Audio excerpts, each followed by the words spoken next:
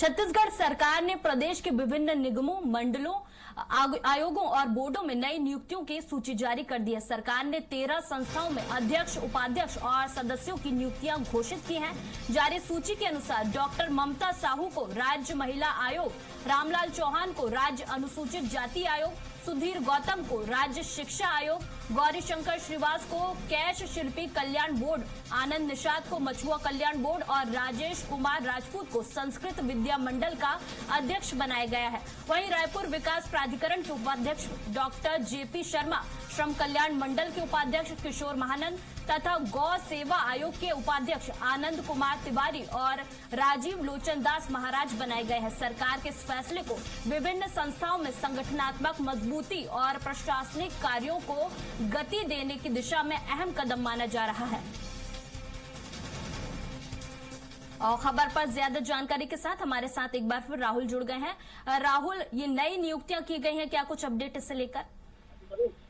जी, इसे लेकर देखा जाए तो छत्तीसगढ़ सरकार के द्वारा इस निगम मंडलों की और नियुक्ति की गई है और इसका इंतजार काफी लंबे समय से चल रहा था। इसे लेकर देखा जाए तो समय पर सियासत भी छत्तीसगढ़ में होता हुआ नजर आया, लेकिन सरकार ने जिस समय पर इसे लागू किया है कि आने वाले समय में मांग पत्र है, उससे पहले देखा जाए तो संगठन के तमाम जो जुड़े हुए लोग थे उन्हें बड़ी जिम्मेदारी देने का काम यहाँ पर किया गया है।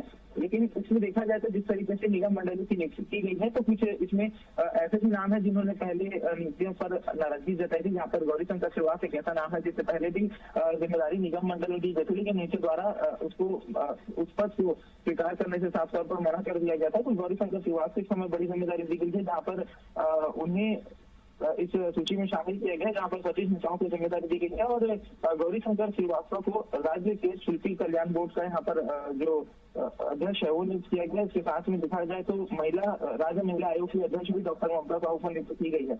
अब राज्य महिला आयोग की बात करें तो इसको लेकर के जो पूर्ववर्ती सरकार में डॉक्टर किरण नायक थी उन्हें जिम्मेदारी दी गई थी और सरकार बदलने के बाद उन्हें बदलने की जो चर्चाएं वो काफी तेज हो गई थी, लेकिन नियमों के चलते जो नियुक्ति है वो यहाँ पर डॉक्टर किरण नायक की नहीं की उन्हें हटा नहीं पाया गया था। उसके बाद में देखा जाए तो अभी फिर से जो नियुक्ति की गई है उसमें डॉक्टर ममता साहू को जो नियुक्ति है वो दी गई है, तो काफी बड़े जो नाम है वो इसमें शामिल है। साथ ही देखा जाए तो जिस तरीके से फिर 13 निगम मंडल आयोग और बोर्ड अध्यक्ष, उपाध्यक्ष और सदस्य की नियुक्ति की गई है, तो इसमें कुल 25 जो नेता है उन्हें यहाँ पर बड़ी जिम्मेदारी दी गई है। छत्तीसगढ़ के लिहाज से काफी महत्वपूर्ण है। वहीं अगर मछुआ कल्याण बोर्ड देखा जाए तो उसमें भी कई नियुक्तियां की गई है, जहाँ पर जो पूर्व अध्यक्ष थे उनके दिवंगत होने के बाद भी नियुक्ति की गई है, जहाँ पर आनंद निषाद को एक बड़ी जिम्मेदारी दी गई है। उनके साथ में सदस्य जो नेतराम निषाद है उन्हें यहाँ पर सदस्य के रूप में चुना गया है। इसके साथ में देखा जाए तो छत्तीसगढ़ संस्कृत विद्या मंडल के अध्यक्ष राजेश कुमार राजपूत और सदस्य के तौर पर सुमन मोता की नियुक्ति की गई है। तो काफी ज्यादा देखा जाए तो नियुक्तियां जो है छत्तीसगढ़ के अंदर इन दिनों की गई है और कयास के लगाए जा रहे हैं कि नियुक्तियों के बाद में छत्तीसगढ़ के अंदर में जो सभी बोर्ड है वहाँ पर विकास के कार्यों में तेजी आएगी और छत्तीसगढ़ सरकार जो है वो पूरे फेज से अपना जो काम है वो कर पाएगी। हालांकि देखा जाए तो छत्तीसगढ़ सरकार की गठित से लगभग 3 सालों का समय बीत चुका है।